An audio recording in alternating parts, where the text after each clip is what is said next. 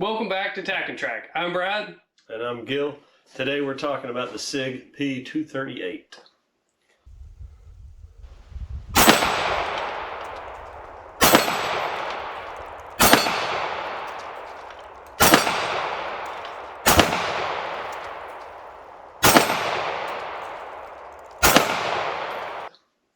If you're not familiar with these, they're very reminiscent of the 1911s. Very familiar controls to 1911 users. They're not quite a 1911. They've got a tilting barrel. They are slightly designed differently. But Gil, you shoot 1911s all the time. How did the controls feel on this compared to a 1911? I mean, exactly the same. It felt a little different in your hand, but the way that it operates felt natural, just like a 1911 does. It is, of course, significantly smaller than a 1911, which is what you're going to find in these pocket guns. And this is the 380 model. They do make the 938, which is the 9mm version. The 9mm versions are a little bit larger, but very, very close in size and designed identical to the 238s.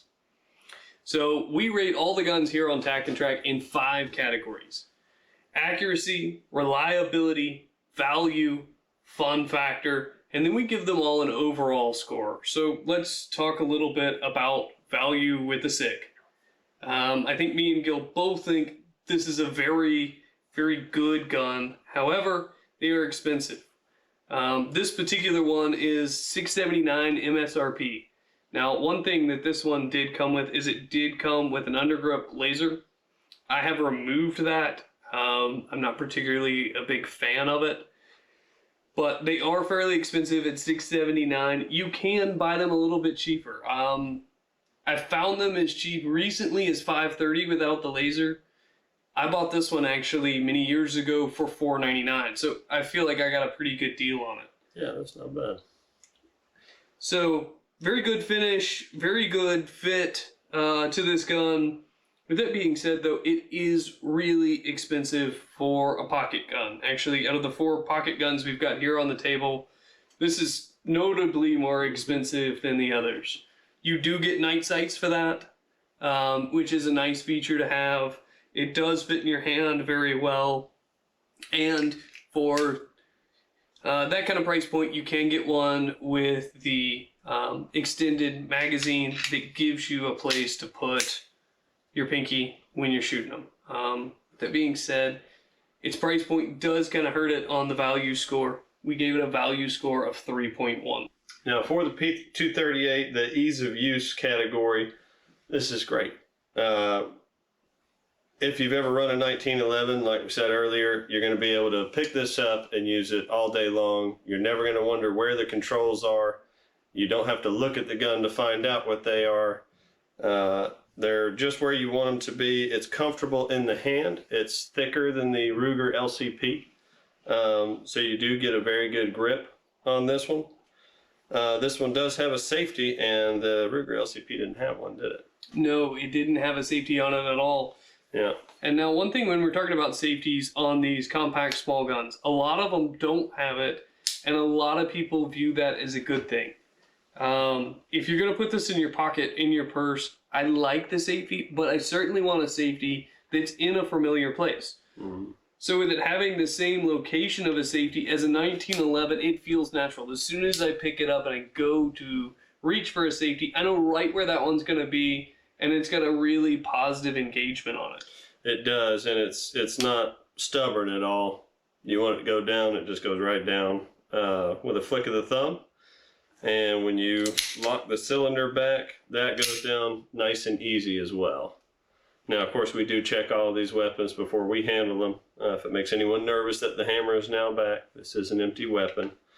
But I would say for easy use, this is just a fantastic little gun that you're going to enjoy shooting and that you're going to be comfortable shooting.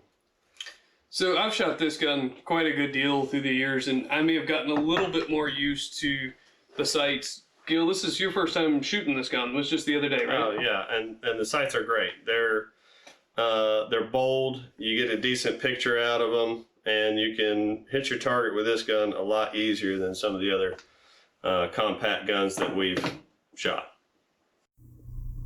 We're going to give the Sig P238 an ease of use score of 3.4 out of 5.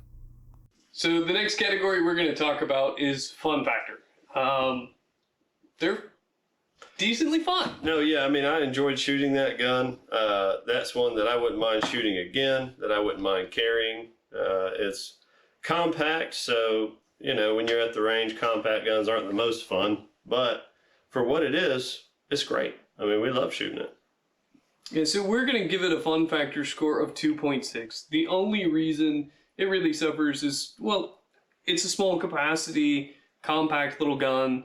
It's not as much fun at the range as, say, a fully automatic Uzi, but still fun to shoot and really a pleasurable experience to shoot. And that's generally something you don't get out of a pocket gun. It's got a good trigger on it, too. It does. It is a surprisingly good trigger. Very 1911 feel. Very, very good, smooth pull. Does have a little bit longer reset than some other stuff, but really, really good. Clean break, too. Mm-hmm. Next category is reliability, and we have no complaints. Brad, tell us about it. So I've had this gun for actually quite a while. This was my daily carry for quite a good deal of time. It's never really given me any problems as long as it was clean and as long as it didn't get any dirt in it. With all the good things we've had to say in some of the other categories comes the downside. With this particular gun, it is a very tight-fitting, very well put together firearm. With that being said, in anything else, whether we're talking about guns or cars, the tighter it fits together, the more likely it is to get dirt or some kind of obstruction in it and to cause a little bit of issues. As long as this thing is clean, kept in a nice, tidy environment, it's going to work every single time. We're going to give the Sig an accuracy score of 3.0. There you go. Talking about accuracy, any of the small guns like we've got here on the table are inherently not as accurate. Mm-hmm. The longer the sight radius is on something, the distance from here to here, the better sight picture you can get. Talk to us a little bit about your experience with the sight picture on this. So, it is excellent, but they are close together. So, if you were in a situation that was life-threatening, if your hands are shaking, that picture is moving around on you as you, if you don't have practice in that kind of situation. I've never gotten into a situation like that, and I'm sure I'd be a little bit scared. And if my hands are shaking, that sight picture goes away quickly. Now that being said, it's an accurate weapon. If you're out at the range, if you're just practicing, it's great. And if you get enough practice in, maybe if the moment comes, you won't have any problems. Now we took some longer range shots with all of these, and we're going to have reviews on all of these more compact guns here. We took shots that were probably about 50 yards, shooting at about an 8-inch circle steel plate with these guys. We were able to get some hits at that kind of range. Yeah, even for a short barrel, what is that? That's not 4 1/4, probably 3-inch barrel. I think it's a 2.8, honestly. Oh, well. So it is a very short barrel. We'll look up exactly what the barrel length is, and we'll pop it down here for you guys. But they're short barreled. They're 380s. 380s aren't known for accuracy. Right, not at distance. Yep. For sure. And really, this is as good as you can hope for out of a 380 compact gun. Have you ever shot anything that performed better than this that would fall into this category? No, not in a 380. In a 9mm, maybe, but in 380, I was really surprised by that one. We didn't have any problem getting some long shots off, although hopefully you'll never need to do that with a gun like that. But, I feel very confident up close with that gun and still fairly confident at a distance. If you're looking and planning ahead to make 50-yard shots, this is not the choice, but surprisingly enough, you can pull it off. Mm-hmm. So we're going to give it an accuracy score of 3.0, which is maybe a little bit lower out of 5 than what you might think, but remember, we're comparing this to handguns, not necessarily to short-barreled pocket guns. For a short-barrel pocket gun, that's an excellent score in the accuracy department. That really is. So our overall score for this gun is a 3.18. We really enjoy shooting it. I think we both agree that if it came down between that and say a Ruger LCP, we're going to pick the P238 all day long. Yeah, so it did score a little bit lower in the value category because they are expensive. With that being said, you get what you pay for, and you get a lot here. With that being said, you pay a lot for it. Yeah, you do, but it's worth it if your life's depending on it, which is what these pocket guns are for. They're all defensive guns, and if you need to protect yourself, spend the extra money. Get something that's worth it. Yeah, I definitely agree with Gil here. If this is a possibility in your budget for a pocket gun, it needs to be very highly considered on your list. Mm-hmm. We're going to talk about the others here on the table and some more in the future. But this would certainly, well, this is my pick out of the group. Yeah. It certainly was.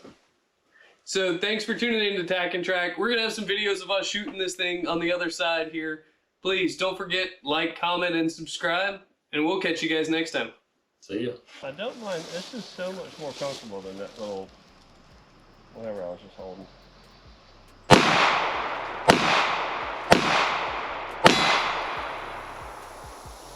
Got him. You can do it, Bradley.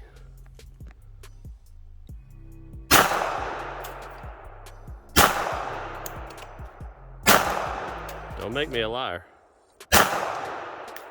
Low. There you go.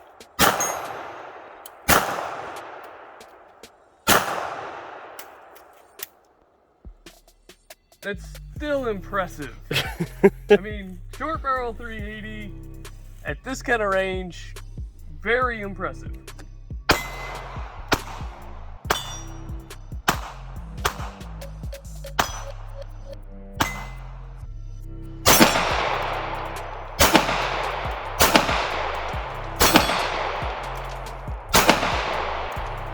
Pretty good.